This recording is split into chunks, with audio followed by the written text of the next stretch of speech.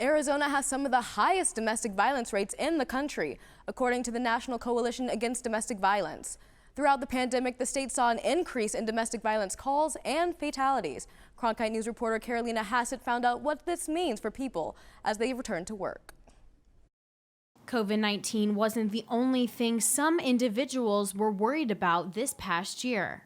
There wasn't safety that you could seek outside of the home because there was nowhere to go. Domestic violence swept through the homes of many during the lockdown, and shelters began to notice many victims weren't seeking services. It was the first time that we were sitting sometimes weeks, if not close to a month, of beds not being filled. The New Life Center is the largest domestic violence shelter here in Arizona, and after 2020 was full of unreported abuse and empty beds, the shelter has now been filling up and was at capacity this past summer. After being trapped in the same space with their abusers, many victims turned to a different type of help.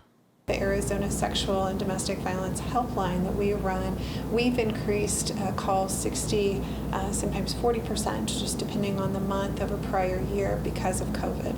But as the state began to open up and abusers began leaving the house, more victims came forward. Folks were contained in a home. Once we opened back up, we went back to work, we went to school, then New Life Center filled back up. So we have been at capacity. According to the Arizona Coalition to End Sexual and Domestic Violence, there were 102 domestic violence fatalities in Arizona in 2020. In the first 6 months of this year, they've seen almost half the number of domestic violence deaths as last year. I think it's really important for the community to understand that COVID and the pandemic did not cause domestic violence.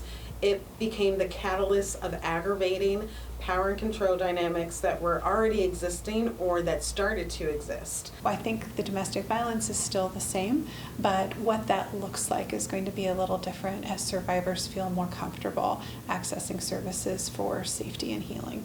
As the world returns to normal, the need for services to help domestic violence survivors remains. In Phoenix, Caroleina Hassett, Cronkite News. Many experts believe that encouraging awareness and education is key when it comes to helping domestic violence victims in the community.